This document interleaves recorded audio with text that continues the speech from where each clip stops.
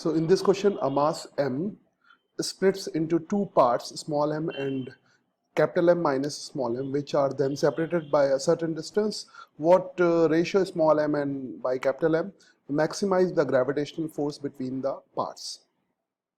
तो इस क्वेश्चन में हमारे पास एक मास है, सपोज करो ये हो गया मास, और इस मास को हमें ब्रेक करना है.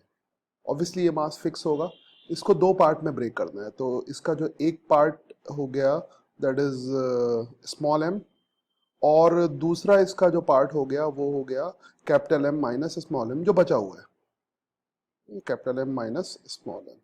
यानी यहाँ पर कैपिटल एम की वैल्यू कांस्टेंट है, ये वैल्यू कांस्टेंट है. जैसे सपोज करो ये 10 किलो का मास है, तो हमने 2 किलो और 8 किलो में डिवाइड कर लिया, या 4 या 6 में डिवाइड कर लिया. तो पूछा है कि ग्रेविटेशनल फोर्स की वैल्यू मैक्सिमाइज कब होगी, मैक्सिमम कब होगी. ऑब्वियसली इनके बीच में ग्रेविटेशनल फोर्स लगेगा, तो हम ग्रेविटेशनल फोर्स अप्लाई करते हैं, ये ग्रेविटेशनल फोर्स लगेगा. और इस ग्रेविटेशनल फोर्स का पहले हम फॉर्मूला लिख लेते हैं. तो वो हो जाएगा F is equal to that is G small m minus small m divided by distance का स्क्वायर. और इन दोनों के बीच की अगर डिस्टेंस r है, ये डिस्टेंस r ले लो, सेंटर टू सेंटर डिस्टेंस है, सेंटर टू सेंटर डिस्टेंस, तो ये r का स्क्वायर हो जाएगा. अब हमसे पूछा है कि इस फोर्स की मैक्सिमम वैल्यू क्या होगी, मैक्सिमम वैल्यू क्या होगी. तो इसको हम एक तो डिफरेंशिएट करके निकाल सकते हैं, क्योंकि f स्मॉल m का फंक्शन है, और इसको df बाई dm जीरो कर दो, ऐसे आ सकता है. तो एक तो तुम इसको df बाई dm जीरो करके निकाल सकते हो, ठीक है, डिफरेंशिएट करके निकाल सकते हो. या दूसरा एक सिंपल मेथड भी है इसमें एनालाइज करके. जैसे सपोज करो मैं सिंपल मेथड से समझाता हूँ, पहले डिफरेंशिएट करके तुम चेक कर लेना. सिंपल मेथड क्या है, सपोज करो जैसे अब ये हमारा 10 किलो का मास है, ठीक है. यहाँ पे फोर्स की वैल्यू सिर्फ इन दोनों के प्रोडक्ट पे डिपेंड करती है, इस पे और इस पे डिपेंड करती है.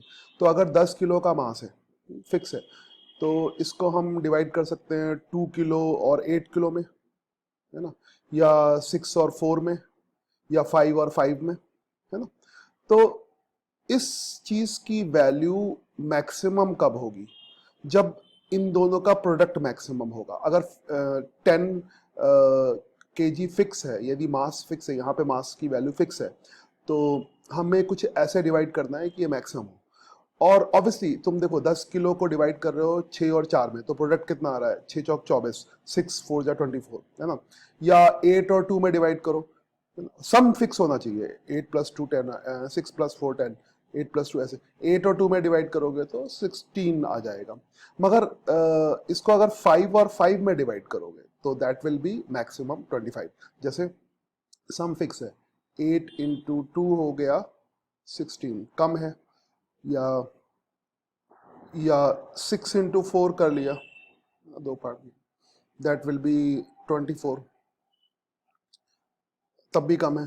किससे कम है, 5 इंटू 5 से, है ना. तो यहाँ पे ध्यान रखना कि दोनों का सम फिक्स है, 6 प्लस 4 भी 10 होता है, 8 प्लस 2 भी 10 होता है, ये 25. इसका मतलब ये हुआ कि इस फोर्स की वैल्यू मैक्सिमम तब होगी अब जब ये दोनों वैल्यूज बराबर होंगी. तो हमें कुछ नहीं करना है, इनको बराबर करना है, डिफरेंशिएशन से बचना है तो बराबर कर दो. तो स्मॉल m की वैल्यू किसके बराबर आ जाएगी, capital M minus small m. तो बस इसको फर्दर सॉल्व कर लेंगे, तो ये आ जाएगा 2m is equal to capital M and this will be small m by capital M. small m by capital M ये हो जाएगा 1/2. आंसर चेक करते हैं.